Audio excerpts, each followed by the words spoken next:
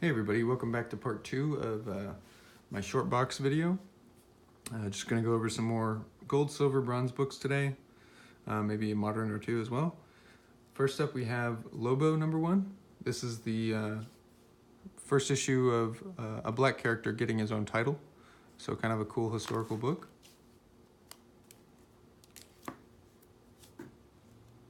Up next is another romance book. And this actually has, I think, some Stan Lee stories and Jack Kirby art. So just a issue towards the later end of the run. That's pretty cool. I didn't read this story yet, but it seems interesting to me. The Teenager and the Truck Driver.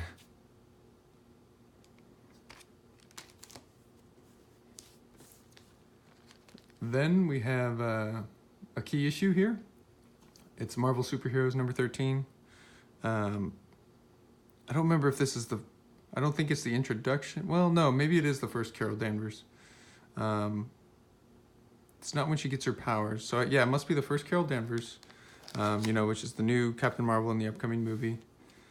I think I bought this book for like 70 or 80 bucks. I remember probably 7 or 8 years ago, I was really into Captain Marvel, and so I was trying to get as many copies of this book and Marvel Superheroes #12 as I could get. I ended up getting a few of them, and then kind of lost interest a little bit. So I know I passed on tons of these copies of this book for $10 to $15 each. Now they're going for like $300 in mid-grade. So still got a few of them though. But yeah, good book to have. Good first appearance. Hopefully the movie's good.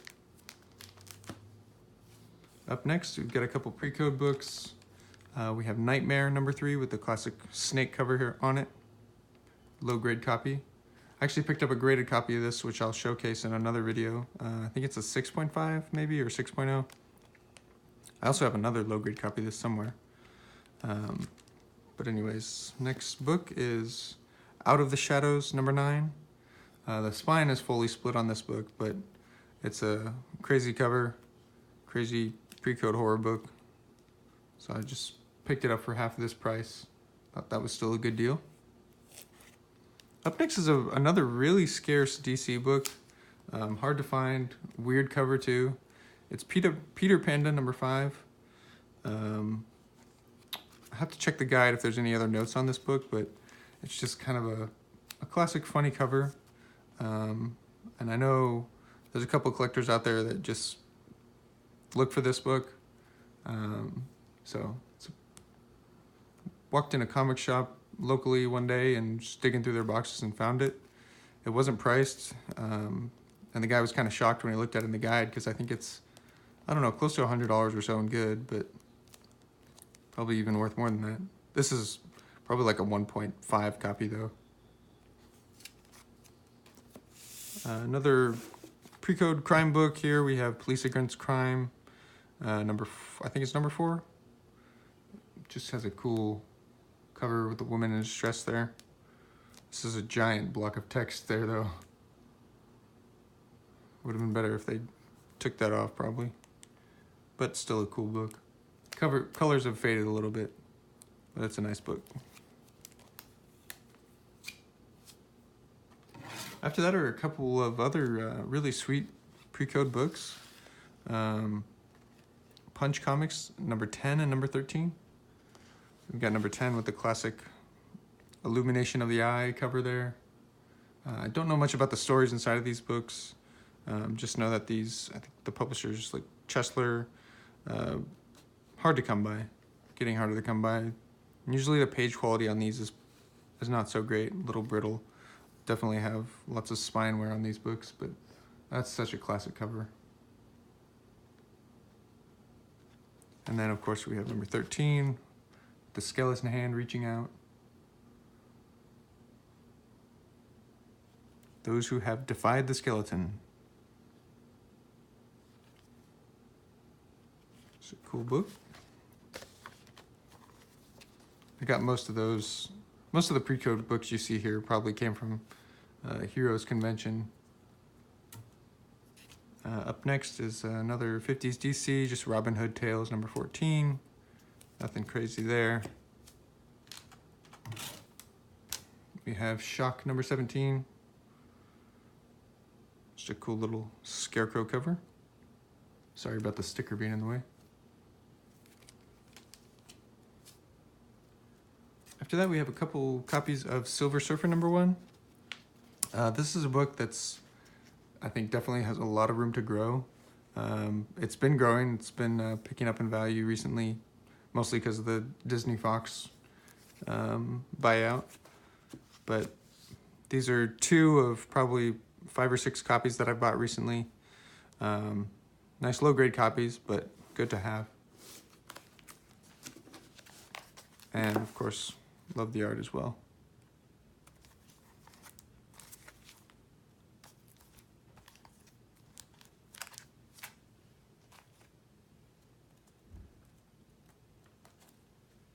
Up next is a random book.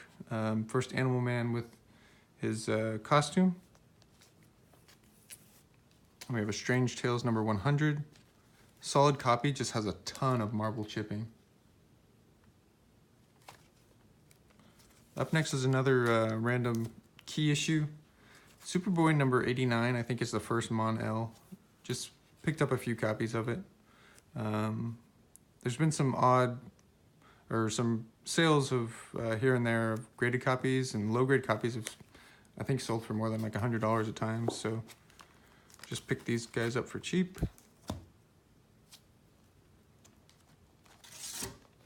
Up next is Superman number 15.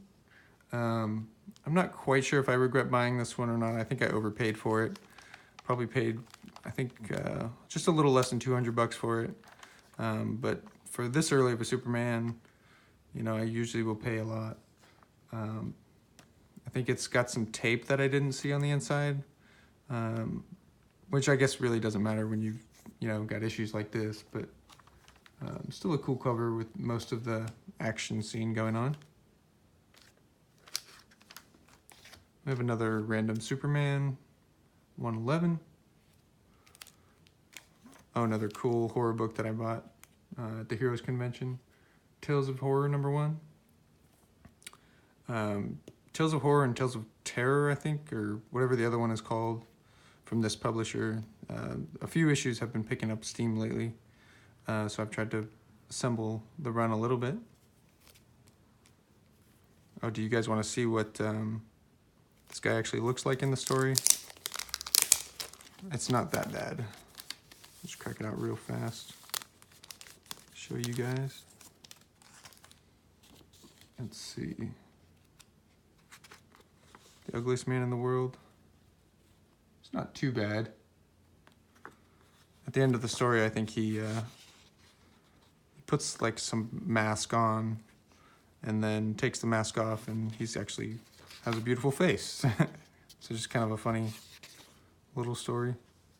And the guy that was against him ends up having the bad face, but I don't know. Some of these pre-code stories are kind of funny. Then we have some Tales of Suspense books. First up is number 14. This is a very, very sharp book, except for this, well, solid, not sharp, I guess, except for this little tear on the middle of the cover right there. But for an early issue, I think I paid like $30 for this. That's a good deal. Okay. Up next, some more Tales of Suspense books. Pre-hero books, we have 2 copies of number 22. And then, I think I might have mentioned this in one of my last videos, but I've been trying to pick up a lot of early Iron Man appearances. I think these are still like relatively undervalued when you compare them to like early Fantastic Four issues, early Spider-Man issues. And maybe it's just because, you know, he's not in his own title. But definitely trying to pick up a lot of these early issues. I know, of course, number 39 has taken off a lot recently, but trying to stock up on some other early Iron Mans.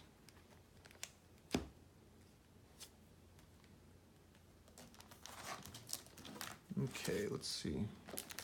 After that, I mentioned in the last video, I think, that picked up a whole bunch of more Tomahawks. Probably picked up 10 or 15 of these from the same store, I think in December or January. And so now I just picked some more up from the run.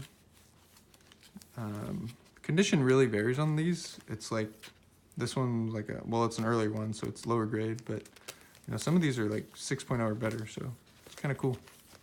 I'm not going to go through like the individual issues, just kind of show you guys in general.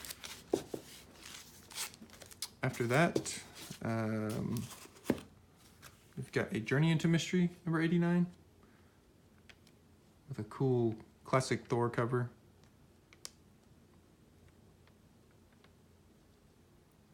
I think that's Kirby. We have Uncanny Tales, number 30. Another cool, not a pre-code book, but early Atlas, or late Atlas, like depending on how you see it. Early Marvel, 50s Marvel. This is a cool book here. We have Underworld Crime, number 4.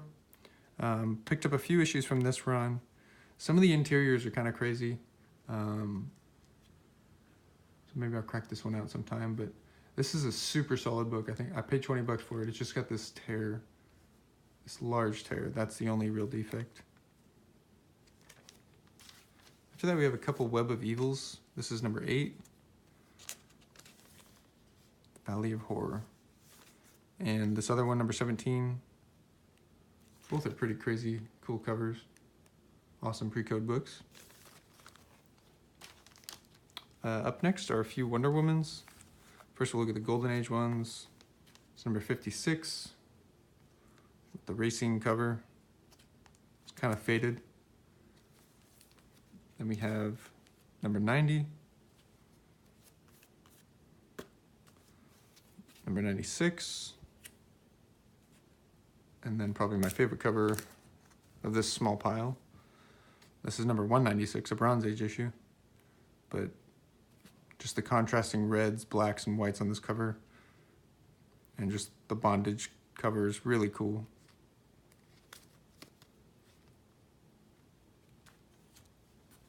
After that, we have a couple giant-sized World's Finest, number 19 and number 47. Let's see, anything to note about this one? It's pretty solid, just has this piece missing and then an old tape stain here. This one is also pretty solid. It just looks like it has some sort of like old bug or rat chew right there on the spine. I've kind of been interested in putting together a run of the giant size issue of World's Finest from, you know, the 40s to the 60s, but those are really tough to come by, and you're gonna typically spend like at least $200 an issue. Last but not least is X-Men number 15. I think this is like a Sentinels book or Origin of the Beast. Oh yeah, Origin of the Beast, right there. But anyways, that's all I've got for this short box of raw stuff. Another CGC video coming your way pretty soon. So thanks for watching. Hope you guys enjoyed. Have a great day.